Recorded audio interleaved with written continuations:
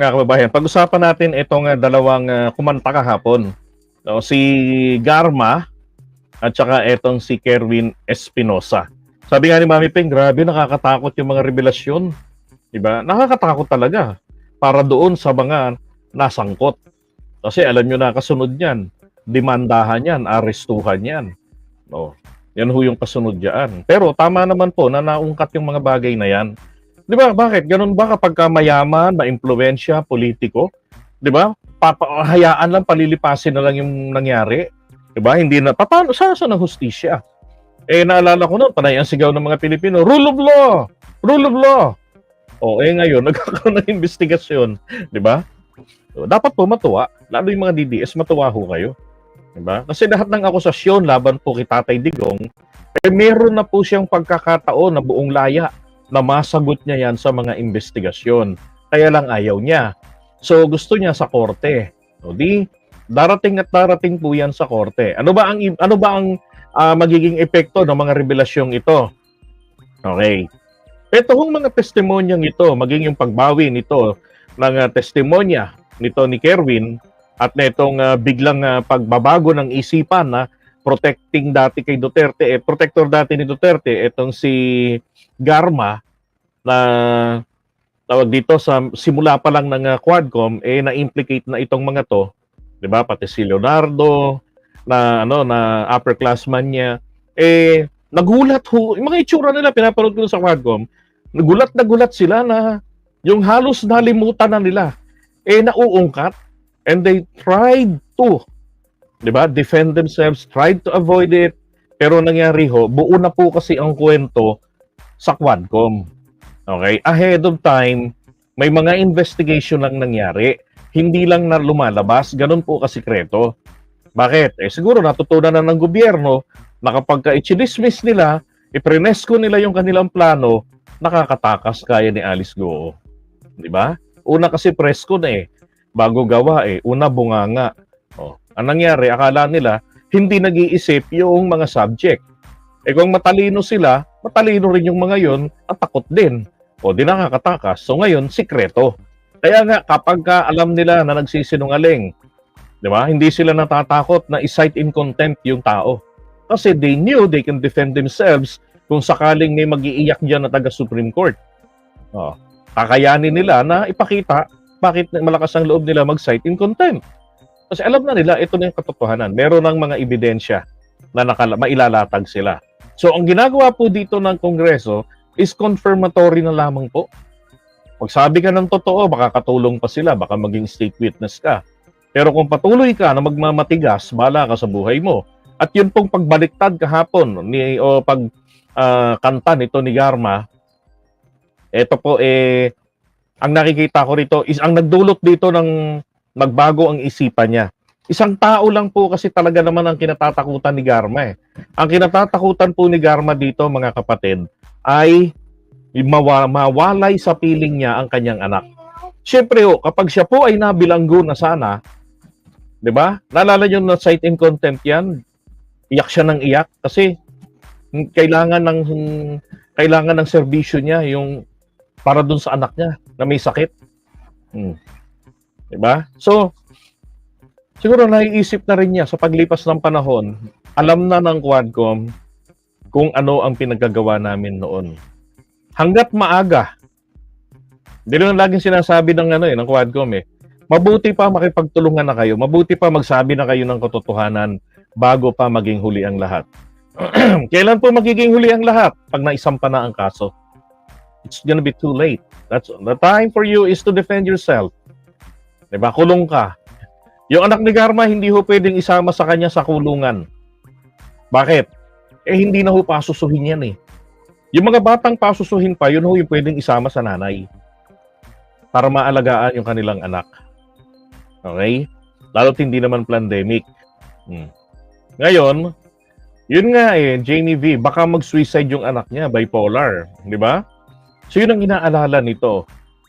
Tsaka baka mamaya, baka biglang magpa-DNA test yun. Malaman kung sino yung tatay, yari. Kahapon, di kumanta na po siya. Diba? Pakita ko lang naman din sa inyo yung kanyang, yung kanyang statement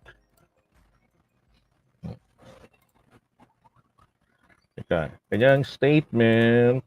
Oops. Ito.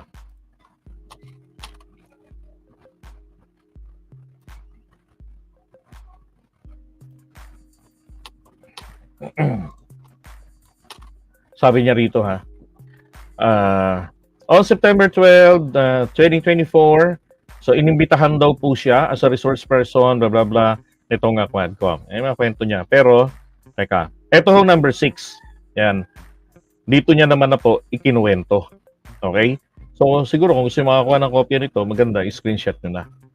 O kaya puntahan nyo sa FB na lang ni Top 1. Kay Top 1 ko po ito nakuha eh. Top 1, shout out.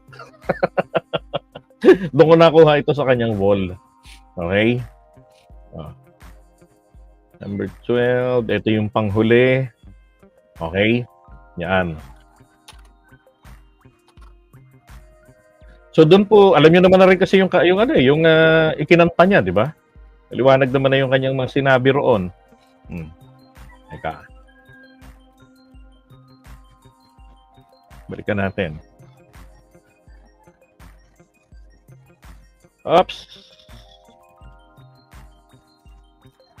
Okay, so meron ako kasi prepare na para maikli lang, no? Nakabuod na, kumbaga, para sa inyo. Ito. So, ang sabi niya ho rito, ayon kay Garma noong May 2016, tumawag sa kanya si Duterte mismo at pinapunta siya sa bahay nito sa Doña Luisa Village, Davao City para kausapin. Ito kaya yung bahay na binigay sa kanya ni Apollo Kibuloy? Kasi may donasyon sa kanyang bahay yan eh. During our meeting, he requested that I locate a PNP officer. Sabi sa kanya, sa aming patagpo, aming pag-uusap, ay hiniling daw sa kanya ni Duterte. Anong petsa po mga kababayan? Hindi pa ho siya presidente nito. May 2016 pa lamang po. So baka ho ito pagkatapos na siya po ay manalo, di ba? Usually mga second week yan o first week. Mga ganun ang eleksyon. Parang second Monday, di ba? Ng Mayo. So bago pa ho siya makapanumpa, nakaplano na talaga ang nationwide massacre ng mga sangkot sa illegal na droga. Yan. So ngayon ang pinapahanap sa kanya, itinuro niya yung kanyang upperclassman. Ang gagamitin daw po nila ditong model ay yung Davao model. Okay? So ano ba yung meron doon sa Davao model? Kabilang daw po doon yung 3 level ng pagbabayad. So, malaki yung first meron daw reward doon sa pagka nakapatay. Tapos, pero depende rin ang halaga nito sa tao. Gaano kalaki yung napatay. Pangalawa, yung co-plans, yung funding daw sabi. Second is the funding of planned operations. Okay? And then yung third is the refund of operational expenses. Yun. So, basta gagawin nyo na lang, trabahuin nyo, gastusan nyo muna, abonohan nyo. So, bukod doon sa may pabuya kayo, tapos, yung ginastos nyo, i-reimburse. Okay, sabi. Ang naisip naman raw ni Garma nga, itinuro nga, yung upperclassman niya, si Edelberto Leonardo, na noon ay nasa CIDG. Okay. Ito pa ang isang inaabangan ko na umamin na rin si Leonardo. Dapat kumanta na rin si Leonardo. Oras pong gawin ito ni Leonardo. Palagay ko po mga kapatid, hindi na kailangan ng panibago pang witness dyan. Pwede na hong isang paang kaso lamang kay Duterte. At kahapon, awang-awa ho kami, yung mga taga-media kasama namin doon sa ibaba. Ako, nag-iiyakan. Makakaiyak namang marinig, lalo na yung testimonya na muling narinig ko na naman, testimonya ho nung isang tatay na mayroon pong isang katutak na anak. 13 ang kanyang anak. Yung pang 13, yung bunso. Yung bunso ho, yun po yung napatay. Grabing iyak ng matanda na yun, no? Grabing sama ng loob ng matanda. Sipin mo, bunsong anak, pinakamamahal niya. Siguro yung panganay, pwede niyang i-donate. Pwede niyang pamigay. Pero iba ho kasi pagka bunso eh. Parang si Quarantina. Oh. Di ba? Diyos ko. O pagka sinabihan ko ng no, agad sabi ng nanay niya, no, no, yes. Sabi ko, no. Sabi ng nanay niya, no. Binitinay, Papa, it means, Mommy said, is tantamount to yes. So we gonna buy. Pag sinabi kong squat ka, quarantine, sabihin naman ng nitinay, Mami, oh. Papa, oh. Sabihin naman ng mami niya, ano sa yan? Maliit pa yan. O, delivery na si Tinay. Diba? Tapos isenyas na lang ng ganun. Natin, hindi niya masenyas yung BBM niya, ganun siya eh. Okay, ngayon, sabi rito, ito po yun, ito, sabi. Ayon kay Garma, sinabi sa kanya ni Leonardo na nag-usap sila ni Duterte. Okay. Sinabi niya na, oy, Lance, usap kami ni Diggs eh. Ay nagpapahanap ng hahawak ng yung pang nationwide na kill Davao style budget malaki. 'Yon. Kailangan daw gumawa ng task force katulad ng PAOK TF. Itong PAOK TF, so ito po yung hinawakan ni ERAP noon ng panahon ni Ramos. Okay? Lalong nagpasikat sa kanya as a crime buster. Sinabi rin umano ni Leonardo kay Garma na nagpadala ito ng proposal sa Pangulo na dinaan kay Senador Christopher Bongo. Nako, mga kababayan, ang pinag-uusapan po natin dito, hindi pa po senador si Bongo. Okay, 2019 naging senador si Bongo eh. Ito pong kill, nagsimula po ito 2016 hanggang matapos yung termino. Alright? Yan, nasundan umano ito ng courtesy call kay Duterte ng PNPA Class 96 at 97 na inilagay sa magkahiwalay na kwarto sa gusali ng DPWH sa Davao City, kung saan sila pinuntahan ni Duterte.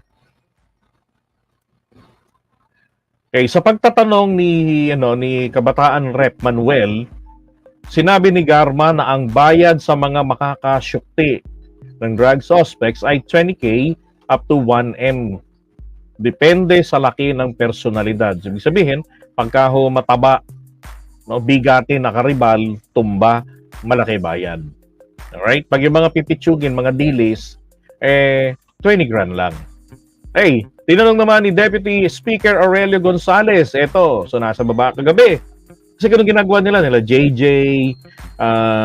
mga kongresista ng Quadcom, bumababa yan, nagpagkwentuhan sa mga taga-media. So umakyat siya kasi may giant screen doon eh. Na minsan doon ko nga kinukunan pagka biglaan talaga yung balita. Nako, kinukunan ko yun doon. Ito.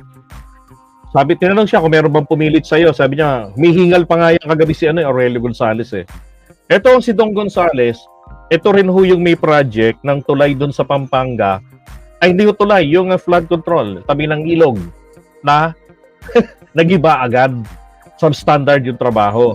Yan rin ho yung nag-motion na kung saan ay na-demote si Gloria Arroyo nung last 2 minutes na bago mag-adjourn ang Kongreso noon. Okay? O bago mag-recess. Yan po si Dong Gonzales. Ngayon, sabi ni Garma, wala pong pumilit, Mr. Chair. It took me 1 week. O, 1 linggo niya pong pinag-isipan. Kaya kung napansin nyo rin po kahapon si Garma, aba, mukha po talagang nakarma. Pumayat yung mukha. Nawala ang ganda. Dumami wrinkles. Nagkabalu-baluktot yung kilay. Nung unang araw na nakita ko yan, unat na unat ang kilay niyan eh. Ni Garma na parang ang tapang ng itsura. Pero nung kalaunan, sabi ko nga, yung tapang ng mukha ni Garma at yung ganda niya, naku, nawala. Para yung pinalitan po ng nagugulat na expression, nare-realize niya, what the fuck? Nauungkat isa-isa. Sino resource person? Sino kumakanta sa Quadcom? Parang tipong ganon.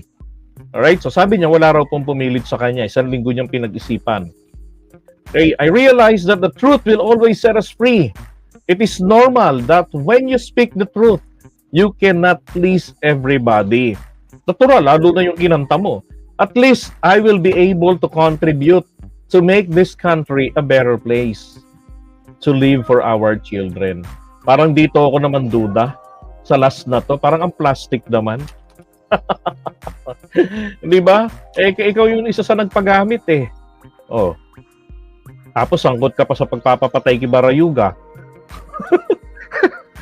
Or at least may kinalaman ka doon. Di ba? Nalalaman pang better place, yari ka ngayon. Sa mga naunang pagdinig ay sinangkot si Garma at Leonardo sa pagsyukli sa 3 in-check na drug lord sa Davao Prison and Penal Farm noong 2016. Ngunit pawang itinanggi ng dalawa ang mga paratang laban sa kanila. Kaya sabi ko, oras na nagbaliktad na rin ito si Leonardo. 'Di ba? Yari na. Lalo na po, titibay din ang kaso ng ICC o kaso ng mga naiwan ng mga nabiktima ng EJK. Diyan po sa ICC laban kay Duterte.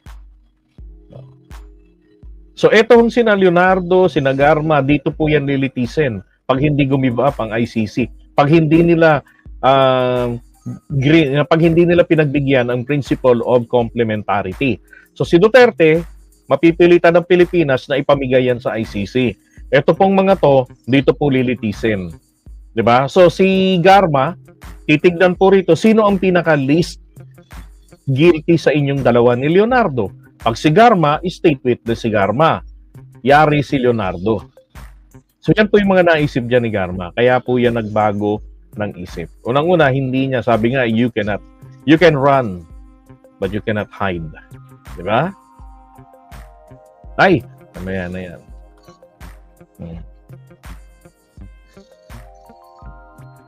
Teka. Ito naman po yung kay Kerwin. So, lumating ako ng around 11 p.m. or more or less. Sinundo. Hindi kagabi. Nung isang araw ko pa alam na nag-resign na si Leonardo. As in, bago pa ho mag-Quadcom. Nag-resign na siya. Ako ng mga kapulisan dito sa atin. Ang sumundo sa akin, si General Bato. Inakbayan niya ako papuntang sa sasakyan na Land Cruiser na puti na bulletproof. Nung sumakay na kaming lahat, si General Bato nasa front seat, ako ay nasa likod. Pinagitnaan ako ng 2 mga pulis. At sinabihan niya ako na aminin mo nasangkot ka sa kalakaran sa droga dito sa Pilipinas. At idawit ko si Peter Lim. Loko-loko si Bato de la Rosa, Ipinadadawit dito sa kanya yung mga tropa ni Digong. Idawit ko si Peter Lim at si Laila de Lima para madiin na sila. Kapag hindi raw ako sumunod sa plano, pwedeng mangyari sa akin ang nangyari sa ama ko o isa sa mga pamilya ko ang mamatay din. So, nanginig ako sa panahon na yon. Hindi ko alam kung ano ang aking gagawin. Yan po ay totoo. Hindi gawa-gawa to. Sinungaling siya. Kung makita ko siya, suntukin ko siya sa mukha. Suntukin ko siya sa mukha kung makita ko.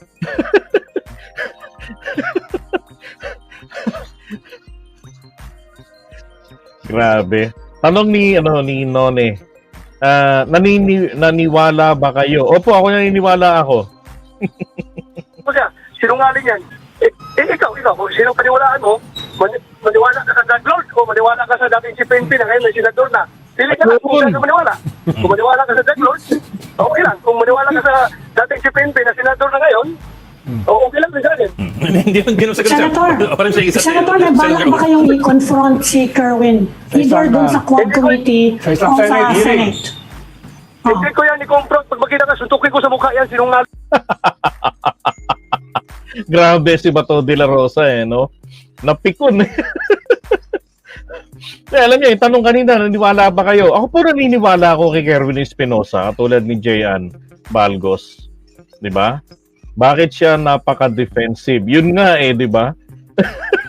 Alam niyo, yung sabi nga ni Pastor Congressman Abante, sabi ni Pastor Forward, ay bukas, no? Aatakihin tayo ng mga DDS. Bukas sasagutin niya ni Bato. At aatakihin tayo ng mga DDS trolls. Nako, biglang eto na, nagsalita dyan si Congressman Manuel. Sabi niya, binasa niya ngayon, ayun na nga po, sinabi niya. Susuntokin niya itong si Kerwin Espinosa kaysa sinungaling. Diba napaka-defensive? Ay, nako. Teka muna. Ito yung mga pinasasangkot sa kanya. Diba? Si Kerwin, Peter Lim, yan ko. Marami yung mga pinasasangkot sa kanya, pero mga tropa pala ni Digong. Diba? May part ka dyan na pinasangkot sa kanya, pero sabi niya, hindi naman nahuhuli. Okay. Dito nakakatawa yung banat ni ni Digong agad eh. Ay, ni Digong ni Bato eh. Yan po ay totoo. Hindi gawa-gawa to. Sinungaling siya. Hindi kasi mga kababayan, di ba? Ikaw ba naman ang sabihan ng Chief PNP? Salubungin ka. Na sabihin sa'yo, sumunod ka na lang sa plano.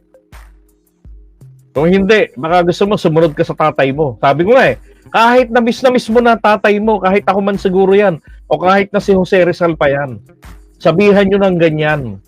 Di ba? Wala lang kasing option si Jose Rizal mamili eh. Pero sabihan ka ng susunod ka na, kahit na miss mo na tatay mo, baka sabihin mo na lang siguro, kahit nasa harap mo yung mumu ng tatay mo, sabihin sa'yo Nak, I miss you. Gusto kitang makasama. Alam ko, sabi mo, miss mo ko. Sabi niya, di ba to, baka sumunod ka na din, pasunurin ka na din sa akin. Malamang sasabihin mo rin Tay, I really missed you. I missed you badly. I missed your voice, your presence, your hug. I missed everything about you. Pero, wag muna ngayon. I can still wait. Di ba? PNP chief yun Tapos napatay tatay mo. Di ba? Nalaman mo how he got killed. Tapos nababalitaan mo yung ibang mga mayor na mamatay din. Aamin ka na lang din, syempre. Kung makita ko siya, suntukin ko siya sa mukha. Pero Suntukin ko siya sa mukha, kung makita ko siya. Sinungaling yan. Ikaw, kung sinong paniwalaan mo, maniwala ka sa God Lord, o maniwala ka sa dating si PNP na ngayon may senador na. Pili ka lang kung saan ka maniwala. Kung maniwala ka sa God Lord, okay lang. Kung Ang lakas bang bluff, Kung maniwala ka sa dating Chief PNP na ngayon senador na. Grabe, bakit? Yun ba magsasabi na ikaw talagang malinis dito? Wala ka talagang kinalaman sa usapin na to? Di ba? Ang labo naman ng tirada na yan ni Bato de la Rosa. maniwala ka sa dating si PNP na senador na ngayon, okay lang sa akin. Hindi lang sa Senator, may balak ba kayong i-confront si Kerwin? Either dun sa Quad Committee o sa Senate? Hindi ko Takot naman pala. Ay, sorry. Nahulog yung aking camera. yan i-confront. Pag makita ka, suntukin ko sa mukha yan, sinungaling yung yan. Okay. May balak ba kayong ipatawag siya sa Senate? Ha? May balak ba kayong ipatawag siya sa Senate? Opo. Kasi there's also an investigation sa Senate related to drugs. Pwede niyo siyang suntukin doon. Pwede na din patawag, pwede. Pero it's not my priority, ha? Sabi sa kanya, paano niyo ba siya patawag doon sa Senate? Hindi daw, ayaw niya. Pwede niyo siya suntukin doon. Pwede. Grabe, para manuntok. pwede papatawag niya. Sige nga, abangan nga natin kung paano niya susuntokin. Baka mamaya ang gagawin niya suntok doon kay Espinosa. Ganun lang, no? Loko ka. Baka ganun niya sa ulo. No? Hindi siya pwedeng kasuhan doon kapag nasa hearing po sila. Dahil po mga senador natin, meron silang tinatawag na limited immunity. So kapag yung privilege speech nila, kung ano mga pinagmumura nila, kung sino-sino anong ginawa nila, sinunog nila katawan nila, nadama yung building, hindi ho sila pa pwedeng panagutin. Okay? Kapag meron silang pagdinig, basta ito in aid of legislation, yan po, may immunity ho sila doon.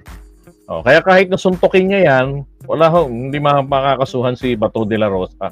Ang epekto lang po nito, magbubunyi yung mga DDS na sanay sa culture of impunity. 'Di ba? Tapos sa eleksyon matatalo si Bato de la Rosa. So ano ang dapat gawin ni Bato de la Rosa? Sa tingin niyo po, ano pong magandang option? Suntukin ni Bato de la Rosa na nakikita po sa live ng mga tao. 'Di ba? Ang resulta, hindi siya mananalo sa eleksyon. Tapos ang isa pang resulta naman, magbubunyi, masisiyahan yung mga DDS na sanay sa culture of impunity. At yung mga DDS na marunong mag-isip, kakalas yan sa kanila. So palagay ko, sumpukin na lang niya. Kasi mag-budget na kami, busy na sa budget. Busy na kami sa budget, pero pwede rin. Pero alam mo, Ami. Tama nga naman, di ba? At least marunong si Bato. Nag-level up na si Bato, hindi na siya umiiyak. Tama nga naman. Alam mo, Ami, nagkakahiya rin kasi kung magka-counter hearing pa ako sa Senado patungkol dyan. Dahil Yun, tinabla ng hiya. Ayaw mo naman palang, di ba? Ayaw rin niya pong makaharap si Kerwin. Sabi mo, suntukin mo. Yun nga yung best way. sabihin naman ng tao na, ano ba ito si Bato, ginagamit niya yung... Ayaw mo nang i-counter, di pumunta ka na lang doon para, di ba? Mula roon sa Quadcom, i-extend sa yung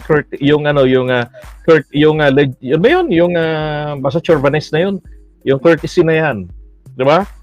Tapos doon kayo ngayon, di ba? On the spot pwede mong tanungin. Siyempre si Bato de la Rosa, ituturing po yan bilang resource person na mataas naman po yung level kumbaga. Di ba? At pwede siyang magtanong kay Kerwin na, talaga, paano mo sinabi ko yun? Hindi ka natatakot, suntukin ko ulo mo. Di ba? Pwede niyang ganunin yun. Alam niyo si Kerwin, first time ko narinig ito nagsalita, para palang bata, ano? Di ba? Parang bata. Grabe. Meeting niya para... Tapos ang bagal din kumilos. Naalala niyo yung pinag-demo? Paano? Bagal kumilos. Ano yung Mayor Honor, ganito po, ansinabi, para linisin yung sarili niya. Ayaw ko lang ganun eh. Self-serving masyado on my part, no? Kung gagawin ko yan, just to clear myself, ipatawag ko siya sa hearing eh. Sino naman ang mag-share? Ako. Hindi, suntukin mo na nga. So, Patawag mo, tapos suntukin mo, matatalo ka sa eleksyon. hindi ako ganun klaseng taon, kagaya yan. Kung sa quad po, dahil invited po kayo ng quad, they have a standing invitation for you to face the quad committee. Pwede ba kayong gumarap doon? May interesado ba kayo? Yun, harap na po ba si Bato de la Rosa? Kasi yun po yung isa pang paraan para on the spot talaga matatanong niya yan. Sapagkat yan po ay kanyang constitutional right to confront the accuser face to face. Pwede ho yan. Ang tanong, pupunta ba si Bato de la Rosa dyan? Wala akong interest at never ako mag-attend dyan, kaya alam ko naman talaga yung purpose nila.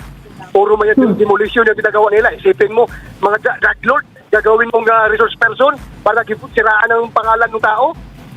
Paano kung maniwala dyan sa Quadcom na yan? Senator, if I may ask, when was the last time that you were... Oo nga naman. Ang tanong, totoo nga ba talagang drug lord? O baka ginawang drug lord? Diba? Alam niyo ang punto kasi dito, ang punto kasi rito ng mga taga-Quadcom, yung isinisigaw po ng mga DDS noon na rule of law tayo. Panahon ni Duterte, gumana ang rule of law. O di syempre, anong ginawa? Kung yun ang pamana ni Tatay Digong, gumagana ang rule of law, kay PBBM din, pinaiira lang rule of law. Diba? And then, the same congressman din po yan na supporter ni Duterte noon. Rule of law din. Diba? Kaya nga na rule of law yung ABS-CBN. And deserve naman po nila yon na hindi na mapagbigyan ng bagong prangkisa. At sinadya naman ng ABS-CBN talaga yan.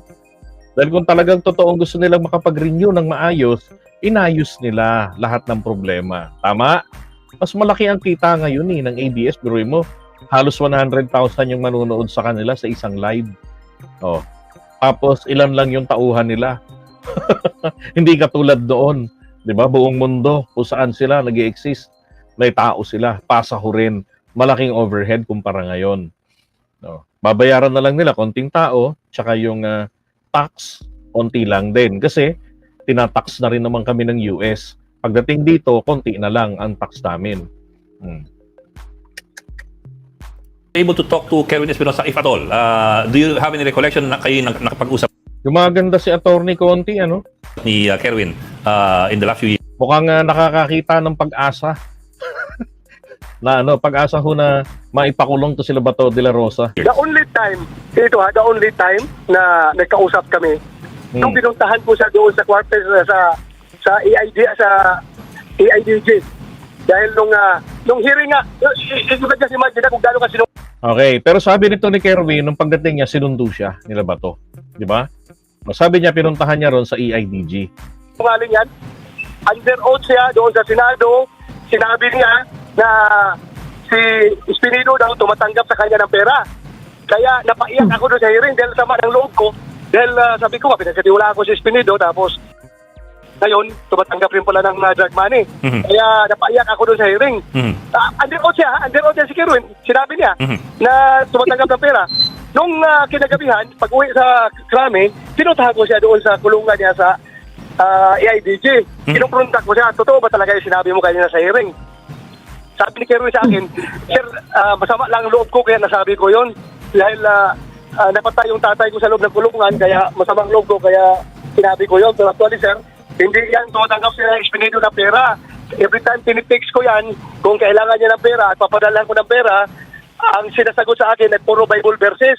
Kaya hindi yan tumatanggap. So, doon pa lang, nagsinungaling siya under oath. So ngayon, under oath na naman siya ngayon dyan sa Quadcom, malaki rin siya na sinungaling siya. At talaga, sinungaling naman talaga. Dahil the only time na nag-usap kami, doon lang yung gabi na yun. Di ba, ito yung problema, ayaw magsalita ni Bato de la Rosa sa Quadcom para opisyal yung kanyang stand. Di ba? O, paano pagka naisampa na? Kasi definitely talaga po may sasampa yung kaso na to. Yun nga lang sa in aid of legislation, may bills na naisampa na ang mga taga-Quadcom. O, kahapon. Tapos, kasunod po nito, makakasuhan din tong mga to. Actually, meron na ngang ibang mga nasampahan na ng kaso sa ombudsman abangan nyo na lang yung pagputok ng balita. So, paano ngayon to? Bato de la Rosa, sabihin mo, I was not given fair trial, I was not given fair justice. Na Quadcom, nag-hearing, natalo patuloy ako sa eleksyon. Kasi una, kailangan matalo si Bato de la Rosa sa eleksyon para madali po pag-aresto dyan. Wala nang immunity yan, pag civilian na lang si Bato de la Rosa. Diba? Kasi ang only way para po si Bato de la Rosa hindi makulong, kailangan manalong senador. Diba? Gagayahin niya si Trillanes, magtatago doon. Ngayon, ang tanong, ito po bang Ethics Committee ng Senado, ibibigay ba sa mga arresting officers si Bato de la Rosa? Because they have to. Because ang parusa po sa mga kasong ito, bitay po dapat. Heinous crimes po ito Diba? Ano yan kumbaga command responsibility. Pangalawa, meron kang direktang partisipasyon na rin. Meron mo, takutin mo yung tao. Yan kapag napatunayan po ni Kerwin Espinosa na yun nga yung sinabi sa kanya ni Bato de la Rosa. Diba? Na tinakot talaga siya. After that, wala na akong contact sa kanya.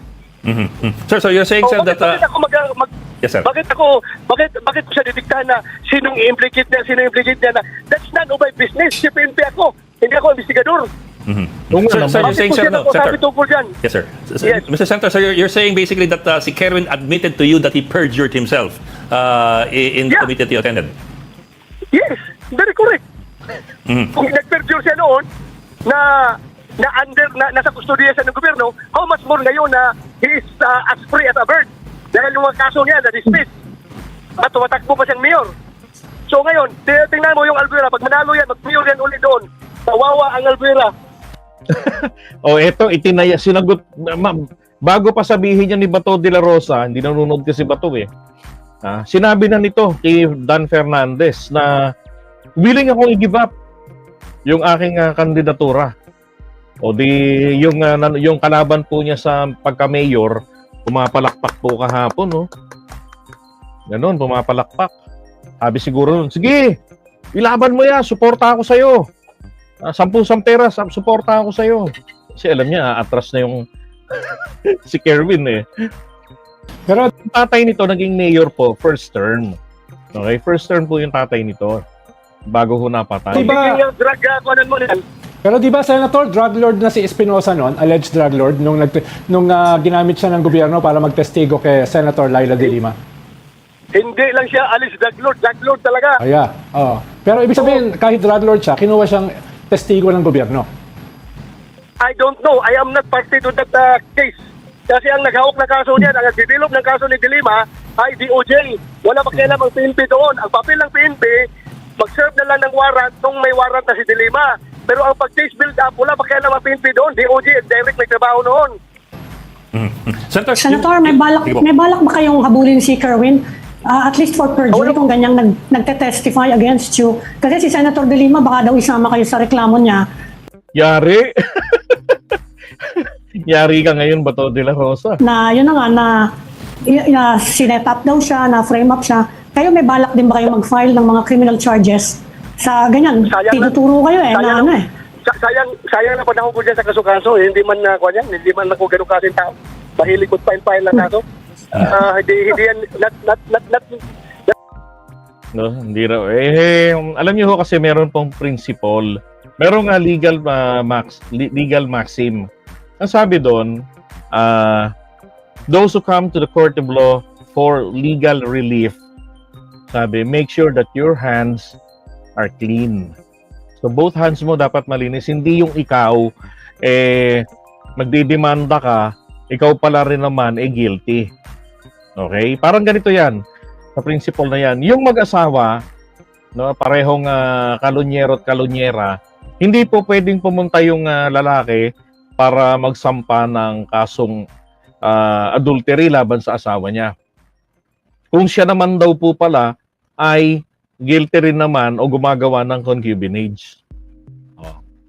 'Di ba? Ang sabi doon sa principle na yan, yung ginagawa ninyong dalawa sa isa't isa, kaparusahan nyo na yan. Yun ang sabi doon.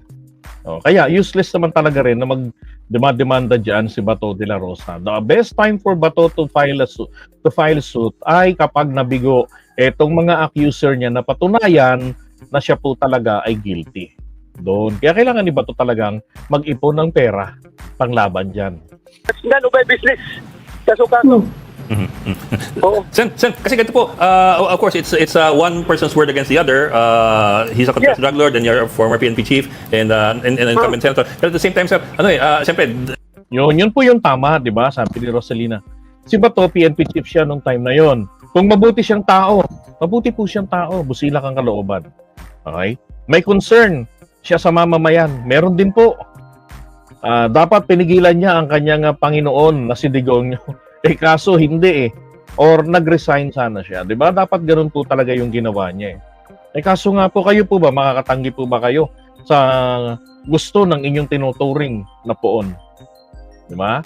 Iba ho kasi yung amo lang yung trato eh. Kaysa sa itinuturing nilang Diyos. Okay, sa kanya, ginos niya si Digong. No, kasi nga naman, biruin mo, ordinaryo ka lang na pulis. Di ba? Kung hindi naging presidente si Duterte, magre-retiro ito, 3-star general lang. Oh, di ba? Pero dahil nga naman naging presidente at kaibigan niya, yun, naging 4-star general. Ganun kalalim ang pagtanaw ng utang na loob niya kay Duterte. Ang tutuusin po, he earned it dahil magiting na pulis po. Magiting po na alagad ng batas. Ito pong si Bato de la Rosa. He earned it. Kaya po siya naging PNP. Yun po yung dapat na nasa isip niya noon eh. At nakikita niyang may mali, pwede sabihin, best friend, pambihira ka, ayoko mag-resign, ayoko mag-retiro na, hinahabol ako ha. Ayaw mo magpasaway, bahala ka dyan, pag upo ni Marcos, habulin ka. Diba? Ayoko na, mag-resign na lang ako, mag-early na lang ako, retirement. Oh, ganun, diba? O kaya, i-floating ko na lang yung sarili ko. Isa masangkot-sangkot ako dyan, hindi kita mapigilan. O, BFF pa naman kita. Pag ikaw, dali na ni Marcos pag upo, dalawi naman kita, huwag ka mag-alala, best friend pa rin kita. Dapat ganun ginawa niya eh. in the end, people will be asking, so who has evidence against whom? For example po, yung sinabi po yung kwento po ninyo na umamin si Espinosa na siya nagsinungaling lamang para idawit si Espinido. Would you have any witnesses who can attest to that? Did you tell anybody about it after it happened? After umamin ni Espinosa na nagsinungaling lamang siya? Nag-usap kami doon, nandun si General Pero, hindi ko ma-recall kung sino kasama ko doon nag-usap kami. Nung tinanong ko siya. Hindi ko na wala. Basta ang alam ko nandun si General Pero, yung AIDG director. So may testigo po kayo, in other words? Ha? May testigo po kayo? May nakasaksi? May nakarinig ng pag-amin ni Kerwin? Meron nakarinig doon. Meron nakarinig. Hindi naman kami nag-usap na kaming dalawa lang. Oh, yun. Meron daw nakarinig. Ibig sabihin, katunayan na doon po sa EIDG niya, unang kinausap at huling kinausap, unang kinausap niya, si Kerwin. Pero marami yung mga pictures doon na naglalabasan sa Google na nakita ko kahapon. Di ba? Sa Senate hearing, meron pa, general pa siya noon. I-present niya si Kerwin. Tapos meron pa rin sa hearing na na katabi niya, bulong-bulong, nagko-coaching siya. Di ba? Grabe, pero tanong ngayon, yari ka ba to, De La Rosa? It's pictures. Diba? You have to explain. Bakit ka bubulog-bulog dyan? Kaso kailangan niya lang gawin yan sa korte. Doon man siya kinausap ko sa doon sa kulungan niya. Diba? So yun po. Grabe si Bato de la Rosa, no? Anak ng putya. Napikon. Susuntokin daw si Kerwin pag nakita. Pero ayaw ipatawag sa Senado. Ayaw rin namang humarap. Di sa korte kayo magkikita, di doon niya po yan susuntokin. Diba? Alam nyo, kawawa tong taong ito kapag natalo po sa eleksyon to. Talagang, pagtapos ho ng June 30, kahit na magtago siya sa loob ng building ng Senado, pag may aresto, mandamiento de aresto sa kanya, at hindi makapasok ang arresting team sa loob ng Senado bilang respeto, yun po mismong marshal, yung mga gwardya ng Senado ang maglalabas kay Bato de la Rosa. Di para kang para kang ipinagbubuntis ng nanay mo na ayaw na sa'yo ng nanay mo. Di ba? Iiri ka na ngayon.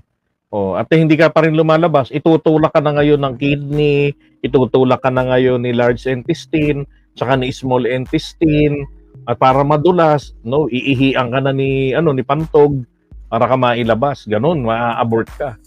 Matinding kahihiyan yan. Huwag nang hintayin dapat ni Bato de la Rosa yan. Diba? Hanggat may chance pa for Bato de la Rosa. Ay, nako, Bato, pick. Alright, so, iwan na natin to. Si Bato.